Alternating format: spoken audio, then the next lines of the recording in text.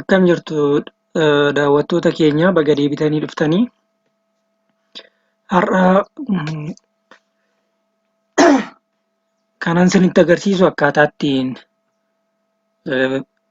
chaanaalii keenyaaf chaanaal intiroo qopheessinu ta'a. Kanaafis wantoota nu barbaachisan isteep baay isteeppii isinitti agarsiisa jechuudha. Kanaafis wanti jalqabaa nuti goonu impoort miidiyaa kana keessa galla. Achii suuraawwan adda addaa barbaannu asachee fudhanna.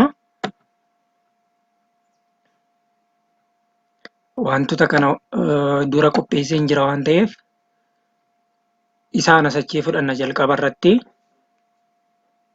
Wantoota kana qopheeffannaa itti aansinee maal goona?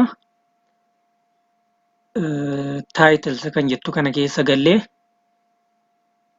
achii ooppenar kan jettu keessa galla. Achii wantoota kana fayyadamuu dandeenya waan ta'eef isaan kana keessaa kan nutti tolan fudhannaa jechuudha. Fakkeenyaaf kana addi gochuu dandeenya. Kana isaan kana jechuudha.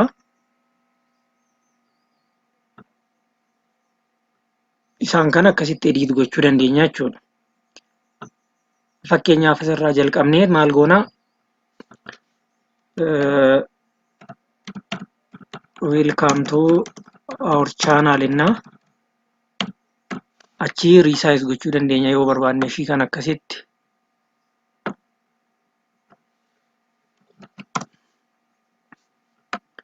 Ishee kanallee gadi xiqqeessuu dandeenya. Ishee kana immoo double goone foontii ishii dabaluu dandeenya jechuudha yoo barbaanne kana 100 goone.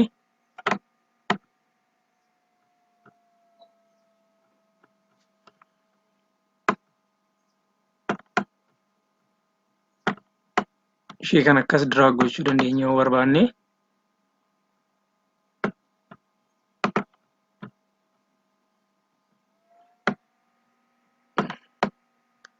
Akkasitti jechuudha. Kalarii ishee illee sirreessuu dandeenya.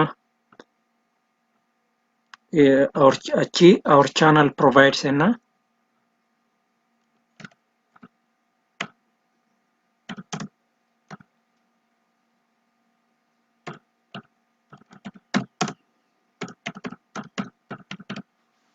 Ishee kana immoo take videos jechuu dandeenya jechuudha. Isaawwan kanarratti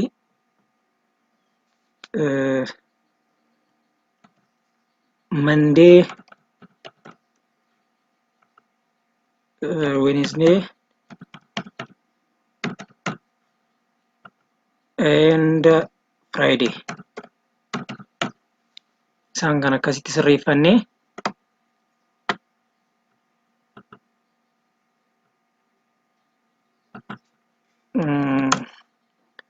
ishee kana immoo subscribe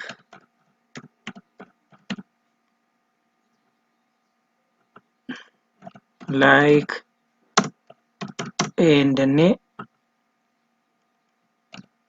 share jechuu dandeenya jechuudha. Ishee kana asii gaggabaabsuu dandeenya. Fakkeenyaaf ishee kana asitti dhiisuu dandeenya yoo barbaanne. Ishee kana immoo turn notification on jechuu dandeenya. Achii dhumarratti suuraawwan dura isiniin jedhe miidiyaa keessa gallee isaan kana keessaa tokko isaanii fayyadamuu dandeenya. Fakkeenyaaf kana ishee kana akkasitti xiqqeessine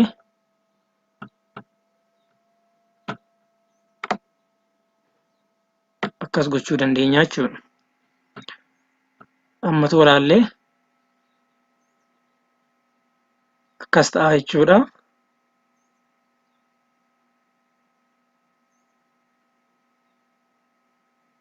Akkuma ilaalaa jirtan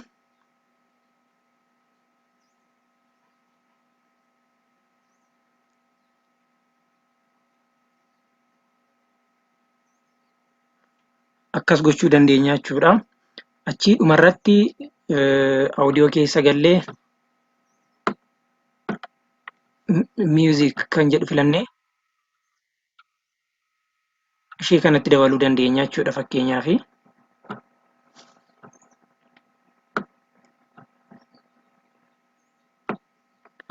Achii maal goonaa export jennaanii seetingii isaa sirreeffannaa.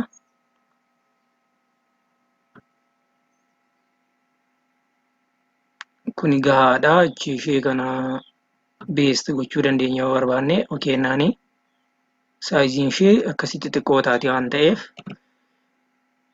channel intro jennee export jennaanii jechuudha.